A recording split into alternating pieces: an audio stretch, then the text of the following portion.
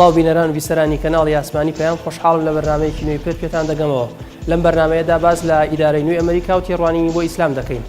لە میوانەکانم دەپرسم ئایا ئیسلامیەکان تاکو ئێستا چۆن لە سیاسەتی نوێی ئەمریکا تێگەیشتوون. یەکێک لە دروشمەکانی ترامپ ئەوەیە کە بە شێوەیەکی ڕەها دەڵێ من دژی ئیسلامی ڕادیکاڵم. مەبەستی ترامپ لە ئیسلامی ڕادیکاڵ چییە؟ ئایا پێویست بەوە ناکات کە ئیسلامیەکانی دنیا زۆر هەستیارانە مامەڵە لەگەڵ ئەم دروشمەدا بکەن تاکو بۆیان ڕوون دەبێتەوە کە چۆن مامەڵە لەگەڵ هێزە ئیسلامیەکانی دنیا دەکات؟ بۆ وەرگرتنی وەڵامی ئەم پرسیارانە دەچمە لای میوانەکانم.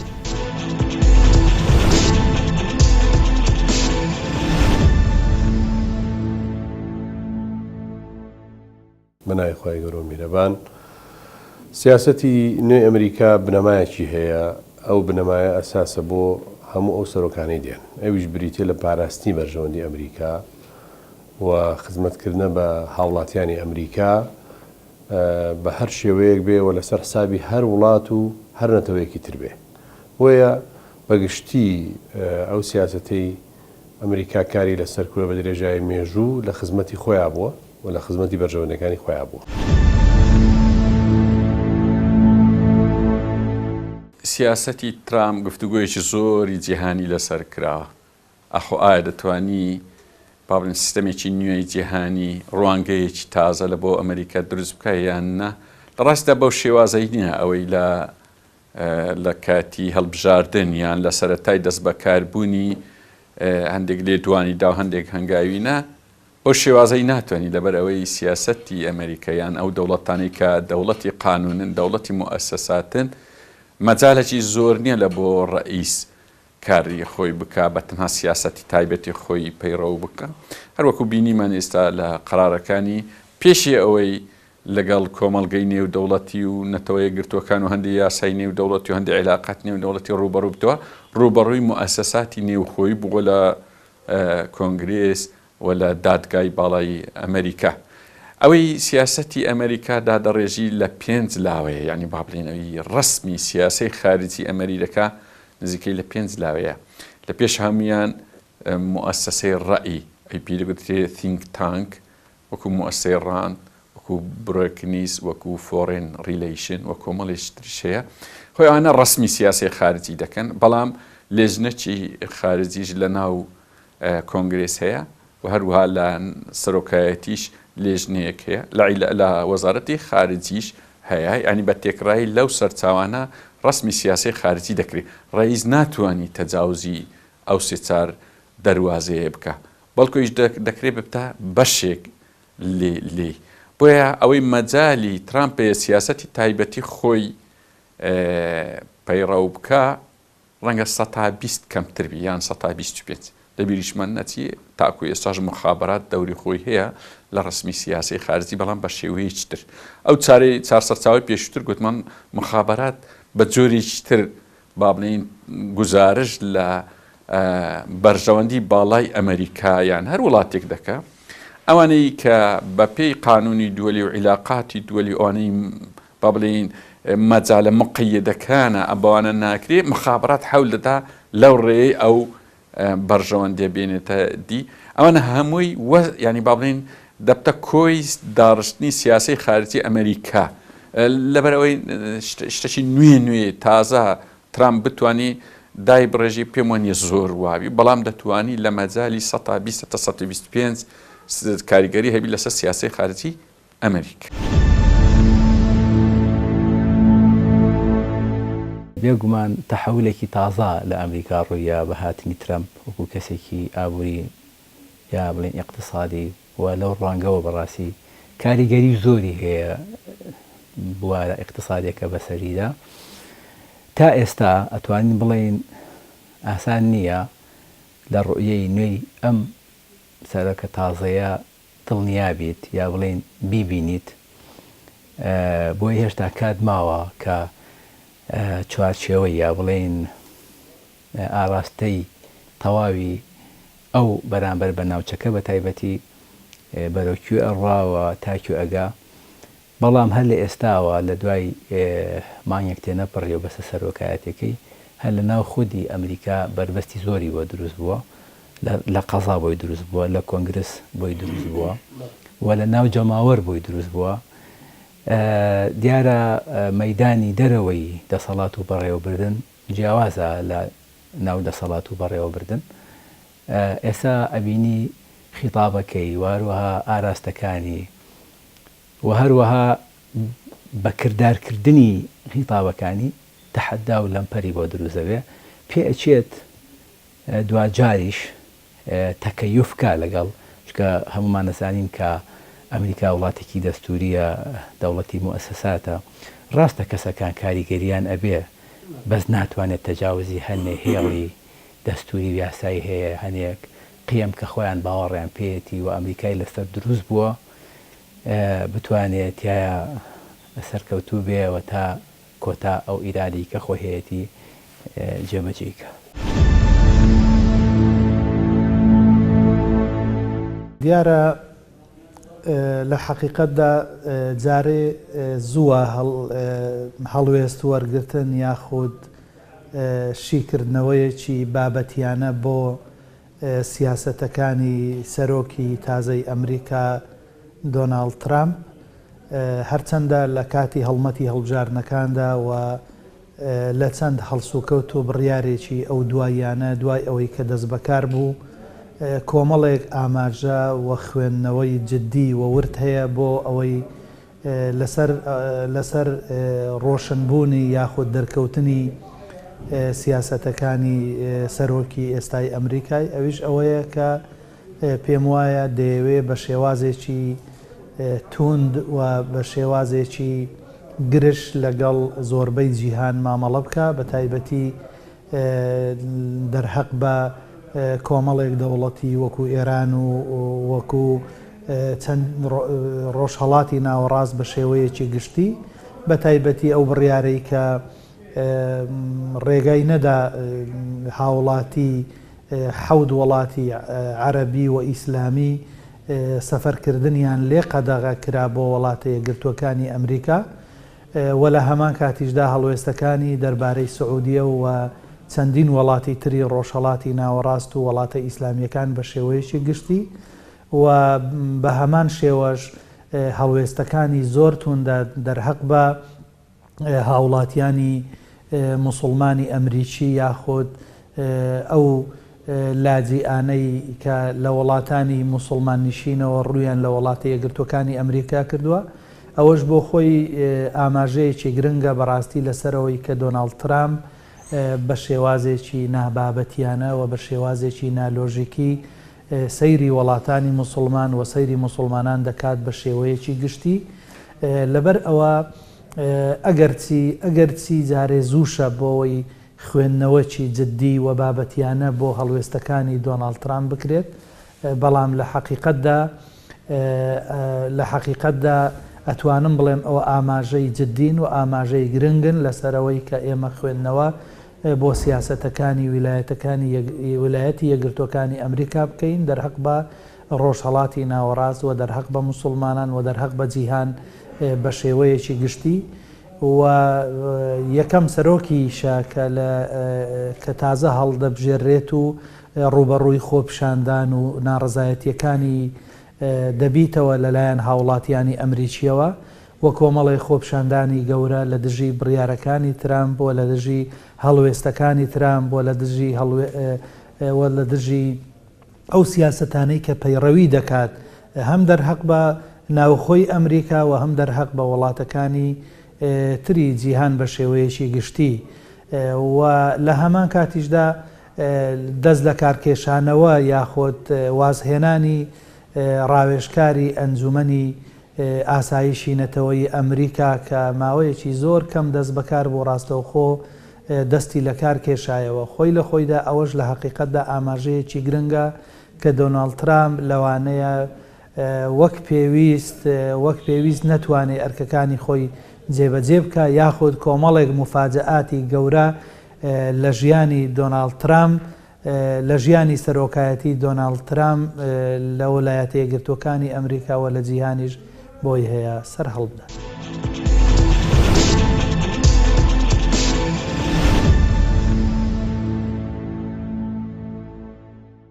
بەرژەوەندەکانی ئەمریکا هەموو سەرۆکە جیاجیەکان کە دێن ڕەچاوی یەکەن و ئەوە ئەکەن بە میحوەری کاریان.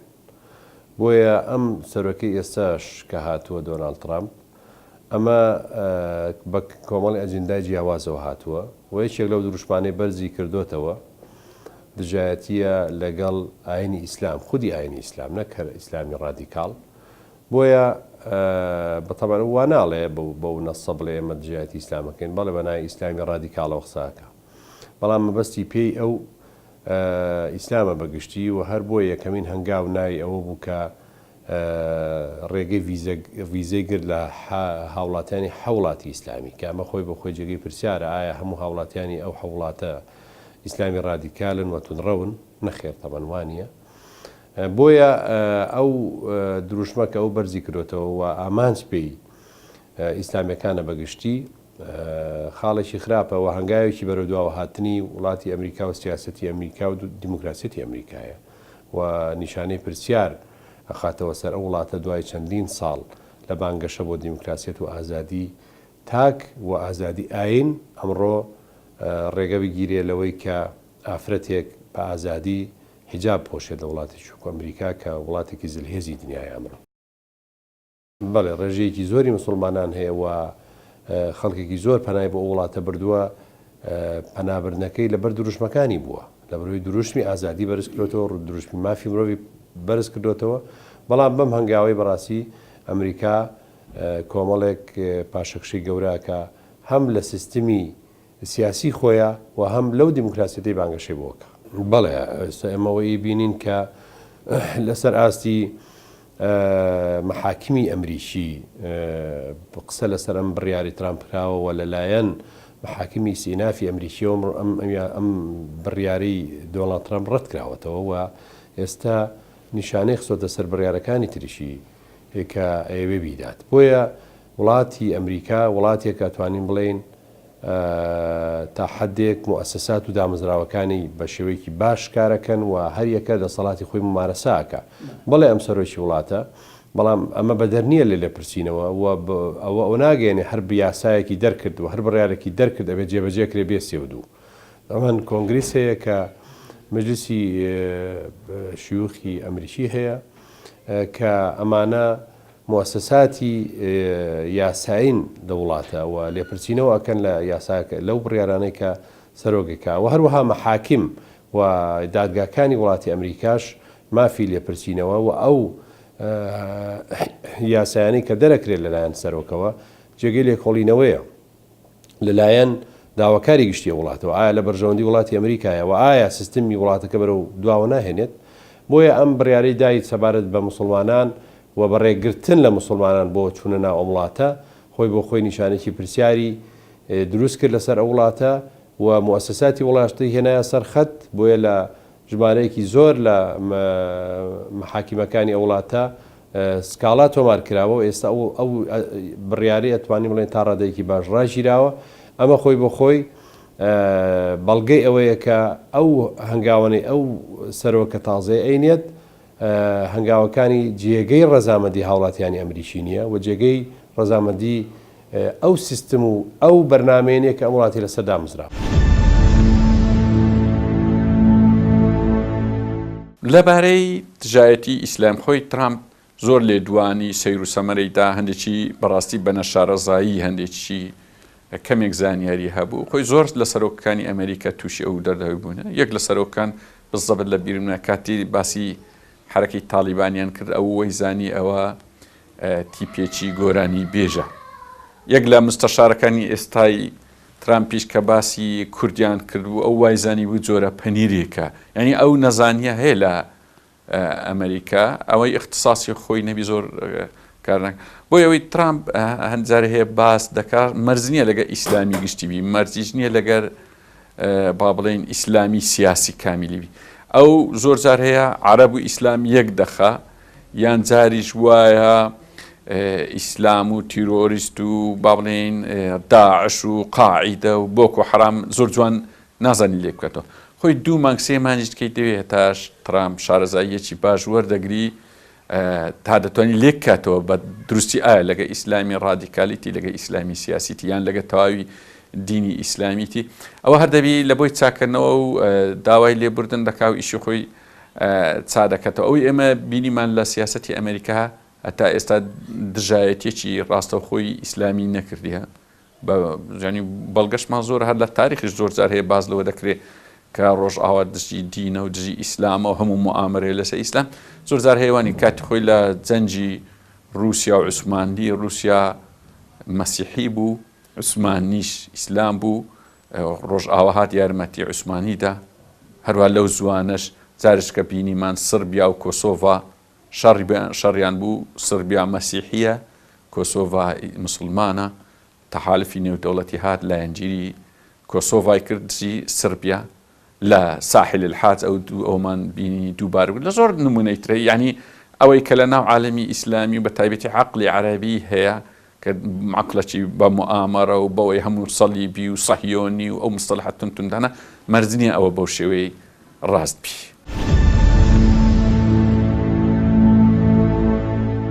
ئەوەی کە متعارفە ینی ئیسلامی ئوسوڵی تونڕە و ئەوەی کە دواتر تەفسیری ئەکا ئەو ئیسلامی کە کوشتن و بڕین و ئەوە بەڵام ئەبێ ئەوە بزانین کە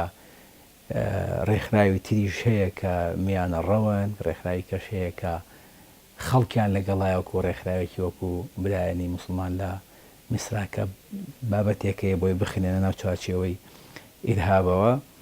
پێچێ ئەو زیاتر باز لە ئەمریکا بکە ئەوەی دژی ئەمریکا بێەوە ئەوەی ئەسیل بێ لە ئەمریکا بەڕای خۆیان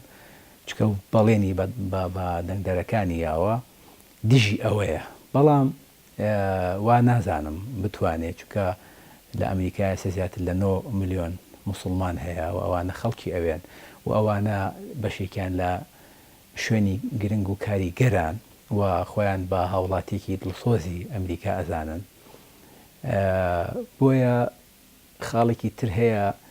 بە تەواوی غەرب و ئەمریکاش و ئەوروپاش بەگشتی ئێستا باسی دوای داعشە ئایا ئەم خەلیە تونڕەوە بەرەکوێ ئەڕوا و چۆن بڵاوە بێتەوە لە جیهانە پێچێ زیاتر فۆکسی یەوڵێن تیشکی بۆ سەر ئەوە بێ بەڵام ئیسلام وەکو دین کە دینی سەلامەوە پێشتیش ئۆباما خۆت خیتابێکیە لەسەر ئیسلام تەسەور ناکەم بتوان بەرامبەر بە ئیسلام وەکو دینێکە زیاتر لە ملیارێک و 600 میلیۆن خەڵک لە جیهانە ممارەسی ئەم دینەکە بێ کۆمەڵی خەڵکی تونڕە و کە لە هەزار لە ملیۆن یەکدا دوو خەڵک نابێ ممارەسەی ئەکا لە جیهانە تۆ بێ ئەم ئیسلامە گەورەیە کە حەزارەیەکە کە لە تەواوی دنیای وجودی هەیە و کاریگەری هەیە لەسەر و خۆی بۆ خۆی دینێکە باسی علم و حەزارەت و پێکەوە ژیان و حیوار ئەکا ناتوانێت کەسێک بتوان بەرەنگاری ئەوە بێتەوە بۆیە من وا تەسەورەکەم لە ئێستا ئێوێ ئەزهانێ یا بڵێن ڕوئەیەکی ئەمریکی وەربگرێ بۆی خەڵک لێی نزیک نەبێتەوە لەم پەیامە بەڵام بێ بتوانێت بەرەنگاری بێتەوە ناتوانێت چکە دیراسەیەکی ئەمریکی هەیە کە دیراسەتی حاڵەتی ئیسلامی ئەکا لە تەواوی دنیای کا بە دوو بەشەوە بەشێکی ناوە بزاوتە ئیسلامیەکان یا حرەکاتی ئیسلامی بەشەکەی تری ناوە شعوبی ئیسلامی جا ئەمی شوبهاندووە بەهین بە شەرارە بە چڵۆستی ئاگر بە بڵێسەی ئاگر حرەکاتی ئیسلامی و شعوبەکەش و گەلانی ئیسلام مسلمانیشی شوبهاندووە بە پوش و پەڵاش و حەتەب و دار و پەروی ئەو ئاگرە ئەڵێ ئێمە نێڵین ئەم دوانە لە یەک نزیک بنەوە حرەکاتی ئیسلامی هەر کاتێ نزیک بوویەوە لە شعوبی ئیسلامی ینی لە حەتەبەکە لە ئاگرەکە گەورەکە ئەو کاتە ئێمە ئەو ئیسلامە لە بەرامبەر ئێمە ئەوەستێ بۆیە ئەڵێ بێم هەرگیز نێڵین ئەم دوان هەتاوی میسر بەشێکە لەوە کاتێککە حەتەب یا بڵین خەڵک شعوب لە حرەکاتی ئیسلامی نزیک بووە دەنگیایە ئەو بۆ ئەمریکا بەرەنگاری وەستایەوە و تەئیدی لادانی مورسی کرد لە کاتێکە مورسی بە دەنگی خەڵک هاتبوو و ئەمە لادانێک بوو لە قیەم و دەستوری ئەمریکی کە هەر شوێنێک هەر گەلێک بە دەنگی و هاوڵاتیەکانی هەر ئەبێ ئەم پشتیوانی لێ بکە و هەرگیز ناوێت پشتیوانی لە ئینقیلاب بکە لێرە ئەمریکا چکە لەو کاتەیە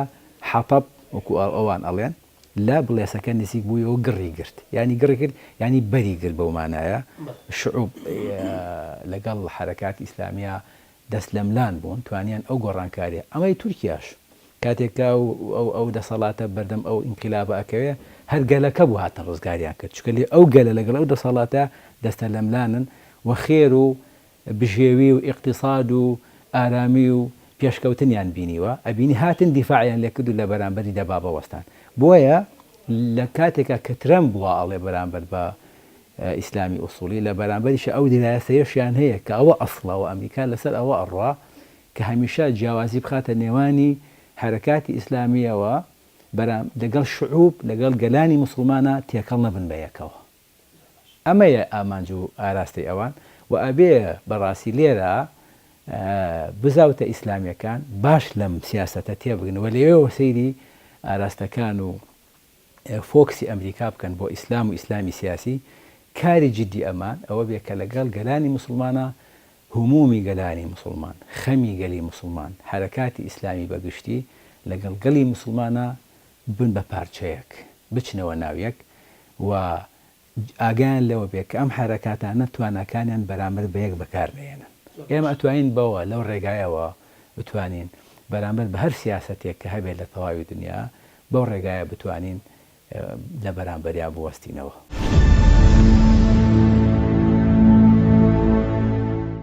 سەبارەت بەو دەستەواژە یاخود بەو زاراوەیەش کە دۆناڵد ترامپ بەکاری هێنا دەرهەق بەوەی کە هەر لە سەرەتاوە دژایەتی خۆی ڕاگەیان بۆ ئیسلامی ڕادیکاڵ ئەمەش ئەوەمان پێ دەڵێت کە دۆناڵد ترامپ دەیەوێت دژایەتی سەرجەم تەوژم و تەیارات و ئەفکار و بیر و بۆچوونە ئیسلامیەکان بکات کە لە ڕۆژهەڵاتی ناوەڕاست یاخود لە جیهاندا وجودیان هەیە. ئەوەش من پێم وایە هەڵەیەکی زۆر گەورەیە کە ئەمریکا تێی دەکەوێت و هەڵەیەکە کە لە حەقەتدا ئەمە مستەڵەحێکە زاراوەیەکە کۆمەڵێک شیکردنەوە و لێکدانەوەی جیاواز هەڵدەگرێت ئەو نەهاتووە ئیسلامیەکانی جیهان یاخود موسڵمانان بە شێوەیەکی گشتی پۆڵێن بکات کە دژایەتی کام جۆری ئیسلامی دەکات بەڵکو ئەو ناوی ئیسلامی هێناوە. ئیسلام یەک جۆرە ئیسلامە یەک جۆرە پەیامە ئەویش پەیامی خوددایە و لەلایەن خوددا هاتووە. ئیسلام دابەش ناکرێت بۆ ئیسلامی ڕادیکاڵ و بۆ ئیسلامی ئیسلاح خواز و بۆ ئیسلامی ئوسولی و ئەمانە دەکرێت حرەکاتی ئیسلامی دەکرێتە وژمە ئیسلامیەکان بەو جۆرە ناو نیشانانە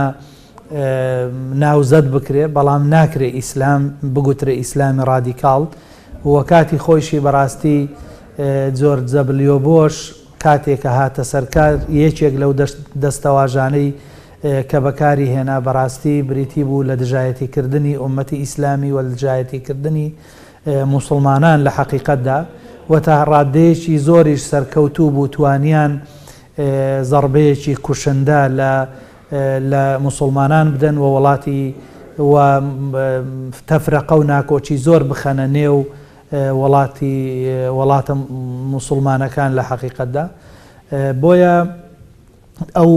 ئەو سیاسەتانەی کە دۆناڵد ترامپ دەرهەق بە ئیسلام و دەرهەق بە موسڵمانان پەیڕەوی دەکا بە بڕوای من ئەمە دیسا هاوڵەیەکی کوشندەیە کە ویلایەتە یەکگرتوەکانی ئەمریکا تێی دەکەوێت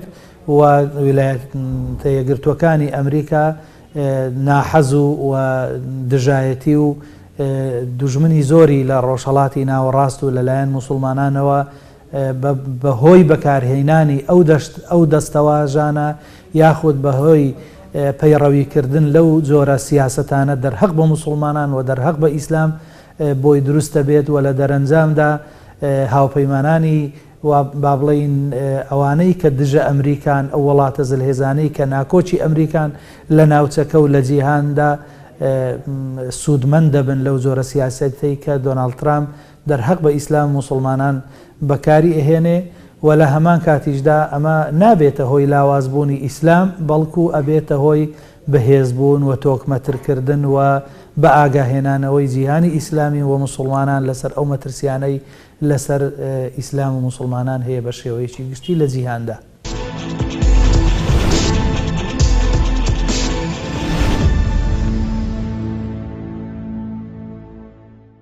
بڵێ قەناعەتم وایە ئیسلامیەکانی دنیا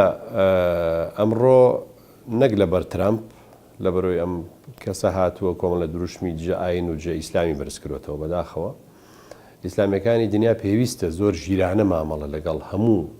بارودۆخە سیاسیە جیاجیەکانی دنیا بکەن. ئەمڕۆ سەرۆکی رووسیا کە ناوی پۆتینە ئەمڕۆ جیاتی گەوری موسڵمانانەکە و ئەمڕۆ بە ئاگر و ئاسن بەسەر ئەو وڵاتە مستەزەفە موسڵمانانە قوات و هێزەکانی خۆی نردووە و خەڵک ئەکوژێ بەبێ تاوان و ئەوش ڕۆلی زۆر قورستر و خراپترە لە کەسێکی وەکو ترامپ ئەمڕۆ بۆ جیاتی موسڵمانە لە دنیا. بەڵام ئەمە باز ناکرێ وەکو پێویست و وەکو پێویستی شارەتی پێنادرێت. بۆیە هەموو موسڵمانانی دنیا و هەموو لایەنە ئیسلامیەکان ئەمڕۆ لە دنیا پێویستە ژیرانە تەعاملکەن و هەڵسوکەوتێکی گونجاو بکەن لە ئاستی پەیامەکەیان نابن کە پەیامی ئیسلامە، کە پەیامی سەماحەتە، کە پەیامی لێبوردەیە، کە پەیامی بەخشندەیە و پەیامێکە بەڕاستی ئەمڕۆ ئەو وێنایی بۆی کراوە وێنایەکی هەڵەیە لەلایەن ناحەزانی ئیسلامەوە ئەبێ ئەو وێنایە ڕاستکەنەوە مسلمانان و لایەنە ئیسلامیەکان ئەمڕۆ دەوری ئەوە ببینن کە ئیسلام و حەقیقەتی ئیسلام و کرۆکی ئیسلام و خۆی پیشانی دنیا بن کە بریتێ لە دینێکی پڕ لە جوانی و دینێکی ئاسمانیە و ڕاستترین دینە ئەمڕۆ لەسەر زەویە کە دەستکاری بنەماکانی نەکراوە و دینێکە بەڕاستی ملیۆنەها کەس کە دوای کەوتووە بەبێ هیچ فشارێکی سیاسی دەرونی مالی و خەڵک ئازادەن بەرەو ئەم دینە دێ. بۆیە ئەو دروشمانی ئەمڕۆ بەرزەکرێتەوە و ئاغر خەڵکێکیش بە نەزانی وێنەیەکی ناشرینی ئیسلامی پیشانی دنیا داوە ئەمە بە نەزانی بێ یا بە بەرنامە بێ یا بە دەست بێ ئەبێ ئەو خاڵانە و ئەو هەنگاوانە هەڵبۆ شێنرێتەوە لەلایەن مسلمانانەوە لەلایەن لایەنە ئیسلامیەکانەوە لایەن وڵاتانی مسلمانی دنیاوە. بۆیە بێ ئێمە بەڕاستی وێنەیەکی تر و وێنەیەکی حەقیقی ئاینی پیرۆزی ئیسلام پیشانی هەموو دنیا بین و ئەم کەسانش کە ئەمڕۆ ئەم بابەتیان کردو بە داردەستی خۆیان ئیسلامی ڕادیکال ئیسلامی تونڕە و ئیسلامی ئیرهابیەکان و بە ناوی جیاتی ئەوان و جیاتی هەموو مسلمانان و خودی ئیسلامیش دەکەن ئەمە ئەبێ ئێمە بەڕاستی ڕوبەڕووی بینەوە و ئەمڕۆ ئیسلام لە گەشەدایە و هەموو دنیای گرتوتەوە و ئەمریکایی کە ئێستا بانگەشە بۆ ئەوە ئەکاکە نێڵێ مسلمانان ئەم شوێ وڵاتە بکەن و ڕێگان لێ بگرێ ئەمڕۆ مزگەوتێکی زۆری تیادایە بۆ مسلمانێکی زۆری تایە کە لە مەلاین تێپەڕیوە و هەموو ئەوروپا ئەمڕۆ مسلمانان ڕویان تێکردووە و دەورێکی زۆر گەوریان هەیە بۆ ئەوەی کە خەڵکی ئەوروپا و وڵاتانی دنیا بانکن بۆ ئەم پەیامە پیرۆزە. بۆیە ئێمە نابێ وەکو مسلمانان خۆمان تێک بین و نابێ ڕەتفعلێکی وامان هەبێ کە لە ئاسی پەیامەکەمانان نەبێ و ئەوانیش حەزکەن بە ڕەتفعلی هەڵە لەلایەن ئێمەوە. بۆیە ئەبێ ئێمە لەم چوارچێوەیە سیاسەتی خۆماندار ڕژینەوە و ژیرانە تەعامل بکەین و الحەمدوللا ئەمڕۆ واعیشی باش هەیە تێگەیشتێکی باش هەیە لە پەیامی پیرۆزی ئیسلام کۆمەڵێک زانای گەورە و بەرجەستە هەن ئەمڕۆ لە دنیا حەقیقەتی ئیسلام ڕوونەکەنەوە بۆ هەموو دنیا و ڕۆلی گەوریان هەیە و کۆمەڵی ڕێکخراوی باش دروست بووە جگە لە لایەنە ئیسلامیەکان کە دەوری گەیاندنی پەیامی ئیسلامیان هەیە کە بە شێوەی حەقیقی خۆی چۆنە و ناوەڕۆکەکەی چۆنە ئەمە ئاشنا بکرێ و ڕێبگیرێ لەوەی کە خەڵکێکی تر کە نە لە ئاسی تێگەیشتنی ئیسلامایە و نە لە بەو شێوەیە کە ئەو کەسانەشی ئیدارێ ئەو جۆرە ڕێکخراوانەکەن ئەو اعتیباریان هەیە ئەمڕۆ لە دنیا تەمسیلی ئیسلام بکەن. بۆیە ئەمڕۆ ئێمە پێویستمان بۆیە کە هەموو لایەکمان بە ڕێکخراوەکان بەلایەنە ئیسلامیەکان بە مسلمانانی هاوڵاتی مسلمان لە دنیا ئەمڕۆ ئیشمان ئەوەیە کە ئەم پەیامە جوانە جارێکی تر بە شێوەیەکی حەقیقی بە شێوەیەکی ڕاستەقینە پەخشکەینەوە بەبێ ئەوەی کە جاریشکە خەڵک بتوانێت نیشانەی پرسیاری بخاتە سەر. زۆر گرنگە ئیسلامیەکانی کوردستان جارێ لەسەر ئەساسێکی ڕوون زانیاریەکانیان وردبی خۆیان لەوەی دوور بخەنەوە کە هەندێک عەقڵی عەرەبی باز لە نەزەریەی موامەرەکە هەموو دنیا موامەرەیە بەڕاستی تا لەو نەزەریە دەرنەچی ناتوانی بە عەقڵانی لە عیلاقاتی دووەلی بگەی و ئیمکانیەتی خۆشت بەگەڕ بخەی وە چۆنیەتی ئیشکردنت. بۆیە زۆربەی شکستی حرەکاتی ئیسلامی جیهانی لەوەیە کە بە جوانی بە دەقیقی خوێندنەوەیەکی نێودەوڵەتی نییە زۆر احتیمال دەکات سەر نەزەری موامەرە لە ڕاستە نەزەری موامەرەی سەدەی 20 و پێشتر نەزەری موامەرە هەبەوە موامەرە بووە ئێستاش موامەرە هەیە بەڵام هەموو دنیا موامەرەنی ینی هەیە پێی وایە ئومەم متحیدە و ڕێکخراوە خێرخوازەکان و ئەمریکا و ڕۆژئاوا و هەموو لیوای سەلیبیەت و سەهیۆنیەت و ماسۆنیەتی هەرگرتێ بەڕاستی ئەوەی تووشی ئەو جۆرە مستەلەحانەبی ناتوانانی ڕستمی سیاسەتی خارجی خۆی بکە ناتوانانی سوود لە ئیجابیات و سەلبیاتی نێو دەوڵەتی وەرەگرێ من نمونەیەکی باز دەکەم کات خۆی بزوتنەوەی ئیسلامی و مازانیاریەکی لە بۆ چوو بوو ئەو زۆرە زانیارێنە پێ دەگوترێ معلومات تەضلیلیە زانیاریی وای لە بۆ چوو بوو کە ئەمریکا هانی حیزبە کوردستانیەکاندا بە تایبەتی ئەلمانیەکان کە لە بزوتنەوەی ئیسلامی بدا و ئەگە بەخۆشی پێ ڕوو بە ڕووی زۆر بە خراپی لە بزوتنەوەی ئیسلامی دەدا لەبەر ئەوەی بزوتنەوەی ئیسلامی لەسەر ئەو ئەساسە با بڵین ممارەسەی سیاسەتی لەسەر ئەساسی کوردستانی و عێراقی و شەرق الئەوسەط و جیهانی دەکرد لە کاتێکە ئێستا وەسایقەکان لەبەردەستماندایە کە ئەو کاتی بزوتنەوەی ئیسلامی وا تێگەیشت بوو ئەوە لەو کاتە ئەمریکا راپۆرتێکی لەبەردەستدا بوو کە لە موەسسەی ڕاندەوە لە بۆی چوو بوو داوای کردبوو کە 7 حیزب هەنە لە عێراق کاریگەرن بزوتنەوەی ئیسلامی چارەمین حیزبی مفەزەڵ بوو ینی چارەم حیزبی کاریگەر بوو لە کۆنگرس دیڕاسە کرابوو ئەو نامەیە چوو بۆوە وەزارەتی خارجی لە وەزارەتی خارجی چوو بۆ ڕیاسی ئەمریکا لە ڕیاسی ئەمریکا موافقی لەسەر کرابوو هاتەوە وەزارەتی خارجی ئەمریکا کە تاو تەبەنی ئەوی بکەن کە 7 حیزب لە عێراق کاریگەرن یەک لەوانە بزوتنەوەی ئیسلامی کەواتە ئەو دوو مەفهومە پێی دەگوترێت کۆنڤێرج ینی لێک دوور کاتێک بزوتنەوەی ئیسلامی وا بزانی ئەمریکا لێیدا لە کاتێک لە ئەمریکا ئیش لەسەر ئەوی بکرێت کە بزوتنەوەی ئیسلامی هێزێکی کاریگەرە و ینی لەسەر عێراق دەبی ئیشی لەگەر بکرێ ئەو فەراغا ئێستا بزوتنەوەی ئیسلامیەکانی ئێستای کوردستان پێویستە پڕی بکەنەوە بە زانیاری خۆ دوورکەنەوە لەوەی کە هەموو دنیا موامەرەیە و ئێران و ئەمریکا موامەرەیە ئیسرائیل و فلان دەوڵەت هەموو دنیا شاخ و داخ و باران و درەخت هەمووی موامەرەیە لە ئیسلام بەڕاستی شتیوانیە دنیای نوێ شەفافە ئەم دووبارەی دەکەمەوە سەدەی 20 سەدەی مخابرات بوو لەبەرەوەی جەنجی سارد بوو ئێستا مخابرات ئەو دەورە زۆرەی نەمایە ئێستا مؤسساتی ڕەئی هاتەچەی مخابرات ڕەنگە پێشان ڕسمی سیاسی خارجی 150 پانتاییەکەی دیاری کرابوو لە بۆ مخابرات ئێستا ڕەنگە 115 کەمتر زیاتر لە بۆ مخابراتە باقیکەیتر دیارە دەتوانرێت دیڕاسە بکرێ ینی واچکە ئیسلامیەکانی کوردستان بە سنترێکی تۆژینەوەی باڵای استراتیژی دراسی ئەو بابەتانە بکەن و زیاتر نەکەر ئیسلامیەکان پێم وایە زۆربەی حیزبە کوردستانێک پێویستیان بەو سنتر هەیە لەبەر ئەوەی من هەست دەکەم لە کوردستان معلوماتی تەزلیلی کارێکی زۆر دەکات بۆیە زۆر جار هەیە حیزبی معارەزە حیزبی تر لەگە دەسەڵات هەڵدەخەرەتێن نازان بە وردی دەستنیشانی سیاسەتی ڕاستەقینەی تورکیا بکەن لە ناوچەکە نازان دەستنیشانی سیاسەتی ڕاستەقینەی ئەمریکا بکەن لە ڕۆژهەڵاتی ناوەڕاست و بە تایبەتی عێراق یان سیاسەتی ئەوروپا یان سیاسەتی ئیسرائیل یان سیاسەتی سعودی یان سیاسەتی ئیران ئەوانە بە دیڕاسات دەکرێگا بۆ دراستانە هەبی ئەوەی ئێستا دەبین ئەو هەموو هەڵخەڵەتایی و چاواشەکاریەکە ئیعلام هەندی ئیعلامی دەسەڵات دیکە لەبارەی دەوڵەتی کوردستانی لەبارەی پەیوەندی کورد و تورکیا لەبارەی پەیوەندی کورد و ئێران لەبارەی پەیوەندی کورد و ڕۆژئاوا و ئەمریکا و تەواوی شەرق الئەوسەط هەموو ئەوانە من هەست دەکەم بە چاواشەکاری بە زانیاری هەڵە بینا دەکرێت بۆیە پێویستە سنتەرێک هەبی مەجمەعێک هەبی کە ئەو دراسەنە بکەن و هەفتەی جارێک ئەو راپۆرتانە بڵاو بکەنەوە لە بۆ ئیسلامیەکانش یەکجار زۆر قازانجە.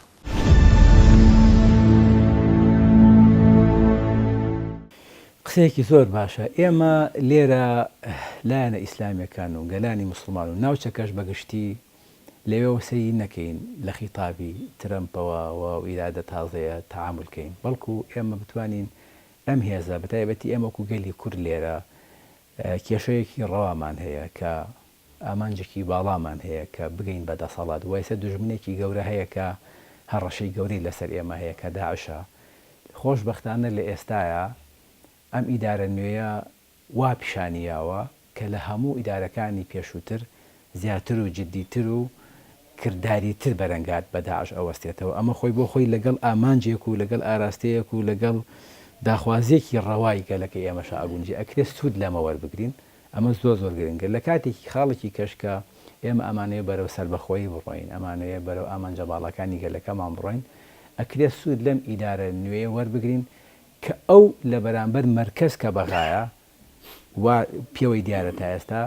ئەوێ جددیتر لە بەغا حزوری هەبێ و هەیمەنەی وڵاتانی دەوروبەر زیاتر بەسەر بەغاوە ئەو هەژمونەی کە هەیە ئەم بتوانێت وەک بەدیلی یا بڵین قبول نەکە ئەو قسەی ئەو کاڵی ئەو تەسحی لە عێراقا داویانە بەرهەمەکەیان نەبینیوە بەڵکو وڵاتانی دراوسێ زیاتر بەرهەمەکەیان بۆ خۆیان بردووە. ئێمە ئەکرێت سوود لەم ئاراستێنی وەربگرین کە لە کاتێکە بیهێنینەوە یا بڵین کە دێتەوە لەگەڵ بەرژەوەندی باڵای نەتەوەیی و نیشتیمانی ئێمە. من پێم باشە ئێمە لە ئێستاوە لە ڕوویەکی ئایدۆلۆژیەوە لە ڕوویەکی تری بڵین عەقیدیەوە تعامل لەگەڵ ئەم ئیدارەیە نوێ نەکەین، بەڵکو لە ڕوانگەی ئەوەی کە چەند ئەگونجێ لەگەڵ مەسلحەت و بەرژەوەندی میلەتی ئێمە و نیشتیمان و گەلی ئێمە لەوێەوە تعاملی لەگەڵکەین لە خاڵەکانی کە هاو ئاراستن و هاو بەرژەوەندی و بەرژەوەندی هاوبەشی تایە لێوە کاری لەسەر بکەین، نەک لە ئێستاوە دەستکەین بە خیتاب و خۆمان بجوڵێن بەرامبەر بەو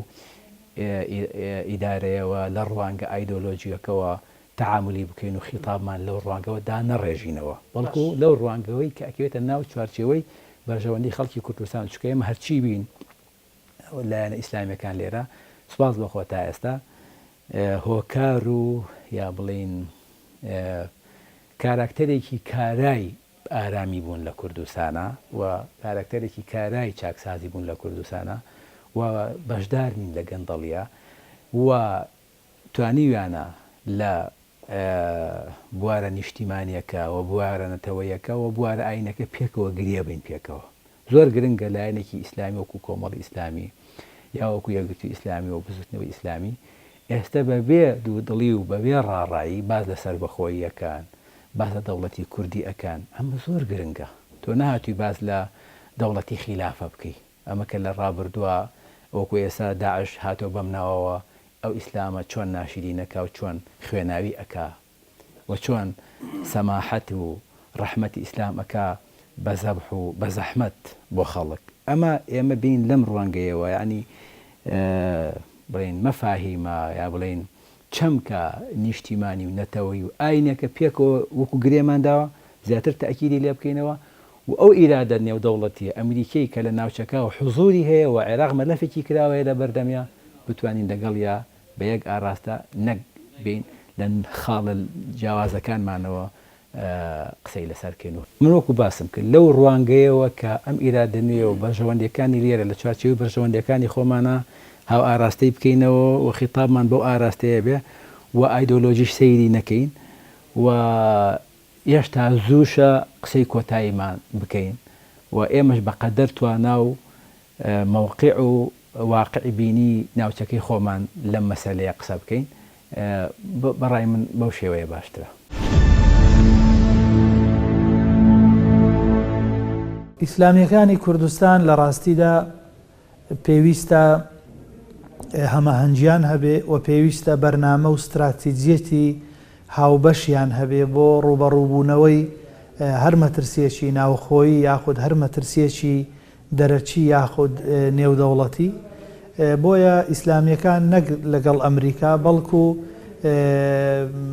لەسەر کۆی ڕووداوە نوێیەکانی ئێستای ڕۆژهەڵاتی ناوەڕاست و جیهان بە شێوەیەکی گشتی پێویستە وریاییانە و ئاگاهانە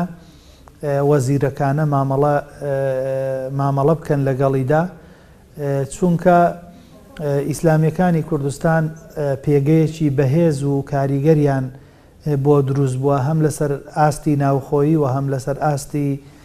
جیهان بە شێوەیەکی گشتی. بۆیە زۆر گرنگە ناوەندی لێکۆڵینەوە و ستراتیجیان هەبیت بۆ چۆنیەتی دانانی بەرنامە و پلان وەدانانی ستراتیجێت و وەدانانی منهەج و سیاسەتێکی دروست کە چۆن لەگەڵ ئەو سیاسەتە نوێیانەی کە ئێستا ئەمریکا پەیڕەوی لێ دەکا با بڵین ئێستا پەیڕەوی لێ دەکات دەرحەق بە ئیسلام و دەرحەق بە ئیسلامیەکان مامەڵی لەگەڵدا بکەن، چونکە سیاسەتەکانی ئەمریکا لە حەقەتدا بە درێژایی مێژوو و بەپێی ئەو ئەزمونەی کە ئێمە هەمانە لە ڕابردوودا حەقیقەت لەگەڵ ئیسلامیەکانی جیهان جیاوازی هەبووە لە وڵاتێک بۆ وڵاتێکی تر لە حیزبێک بۆ حیزبێکی تر بەڵام دیارە ئێستا دۆناڵد ترامپ بە شێوازێک هاتووە باس لە خودی ئیسلام دەکا و ئەو حرکاتانەی کە باگراوندی فکری و دید و تێڕوانی نیشیان لە ئیسلامەوە سەرچاوی گرتیە دیارە دەبنە بەشێک لە ئامانجەکانی دۆناڵد ترامپ بۆیە گرنگە بەڕاستی ئیسلامیەکانی کوردستان ژیرانە و ئیسلامیەکانی کوردستان بابەتیانە لەگەڵ ئەو سیاسەتە نوێیانەی ئێستای ئەمریکا و دۆناڵد ترامپدا مامەڵە بکەن مەرجیش نییە لە حەقیقەتدا دۆناڵد ترامپ بتوانێت هەموو ئەو ئەجیندا و ئەو بەرنامانەی کە هەیەی لە ماوەیەکی دووریان نزیکدا جێبەجێ بکە یا بتوانێت سەرکەوتوو بێت لە جێبەجێکردنی بەرنامەکانی خۆی چونکە هەم ڕێگریەکی یاسایی و هەم ڕێگریەکی سیاسی هەم لەلایەن شعبی ئەمریکا و هەم لەلایەن حیزبی منافیسی حیزبەکەی دۆناڵد ترامپ ڕوبەڕووی دژایەتی و ڕوبەڕووی ڕەخنەگرتن و ڕێلێگرتن دەبیتەوە بەڵام لە هەمان کاتیشدا ئەگەرچی دۆناڵد ترامپ سەرکەوتوش نەبێت بەڵام ئیسلامیەکانی کوردستان زۆر گرنگە لە چوارچێوەی بەرنمەیەکی تۆکمە و بەرنمەیەکی داڕێژرا و مخەتەت و نەخشەیەکی ستراتیجی گرنگ خۆیان کۆبکەنەوە و مامەڵە لەگەڵ سیاسەتەکانی ئێستای ئەمریکا و سەرۆکی ئەمریکا و بارودۆخی ناوچەکە بکەن بە شێوەیەکی گشتی.